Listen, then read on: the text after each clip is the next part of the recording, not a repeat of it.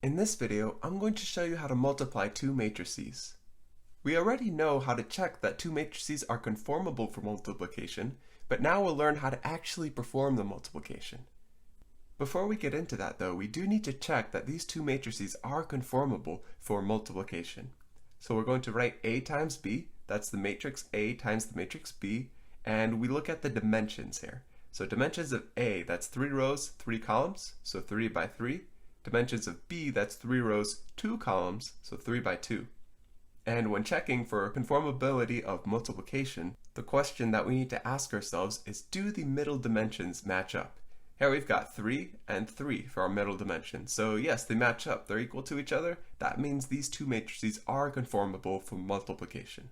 The other two dimensions, 3 and 2, the outside dimensions, those tell us the dimensions of our output matrix. So our output matrix is 3 by 2.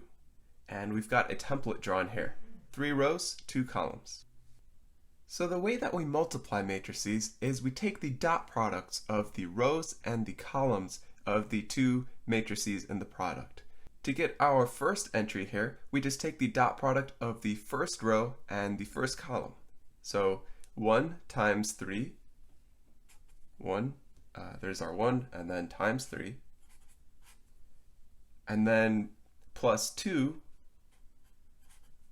times 0,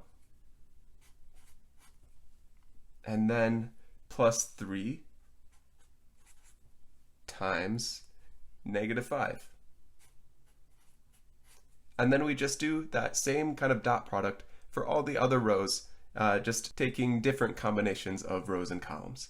So first row, first column was given by the first row here and the first column here in a dot product.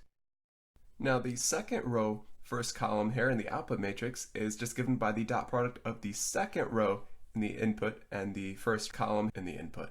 So let's go ahead and write that out. So 4, negative 5, negative 6, I'll just write out all these numbers at once, but leaving space for the other numbers in the dot product. So 4, negative 5, and negative 6. And now we need to take the first column again, 3, 0, negative 5. So we'll write that in. 3, 0, negative 5. And you can probably guess that the third row, the first column, is just given by the third row of A times the first column of B. So we'll do this again, get the initial numbers, negative 7 and 8 and 9 in that third row of A. And then in the first column of B, we have the same as we've had in this whole column, 3, 0, and negative 5. Let's put our pluses here, plus and plus. Okay, so now we do the same exact thing for the second column in our output. We have the first row, but this time times the second column of B. So first row again, 1, and then 2, and then 3. But now we're multiplying by the second column of B. So 7, 2, and 0. And then the second row, second column in our output is just the second row of A times the second column of B. So 4, negative 5, negative 6, and take that dot product with the second column of B again. So 7, 2, 0. And then our last entry is the third row, second column. So third row of A, negative 7, positive 8, positive 9, and then times the second column of B, 7, 2, 0.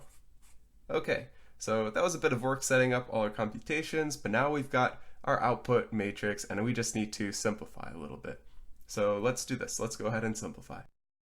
So this is just equal to, well, here we've got 3, 1 times 3 is 3, and then plus 0, and then minus 15. And then, well, let's draw our lines to stay organized. And then in our second row, first column, we've got 4 times 3 is 12, minus 5 times 0 is just 0, and then minus 6 times negative 5, that's plus 30. Then in our third row, first column, negative 7 times 3 is negative 21.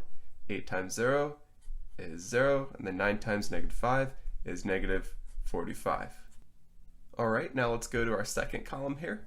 So second column, first row, we've got 1 times 7, so 7, then plus 2 times 2, plus 4, then plus 3 times 0, so plus 0.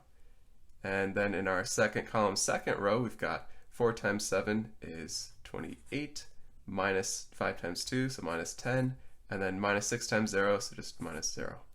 And then in our last row, we've got negative 7 times 7, so negative 49, then plus 8 times 2, so plus 16, and then plus 9 times 0, so just plus 0.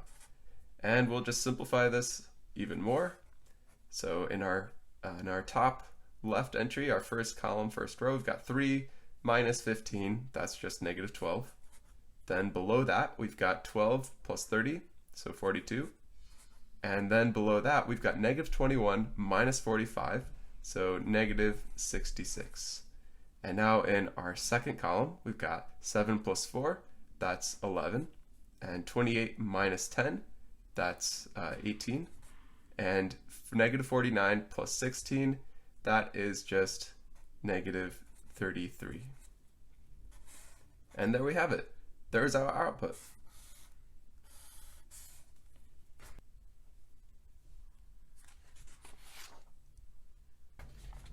Here's another example. We're working with the same matrices, A and B, but this time we want to compute B times A. It's the other way around, not A times B, but B times A.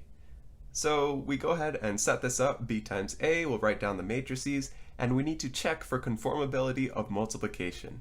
So B is still a 3 by 2 matrix, A is still a 3 by 3 matrix, but now when we check the inner dimensions, we've got 2 and 3, and those don't match up. So that tells us that these matrices are not conformable for multiplication in the order of B times A. So the result is undefined. We just can't multiply it.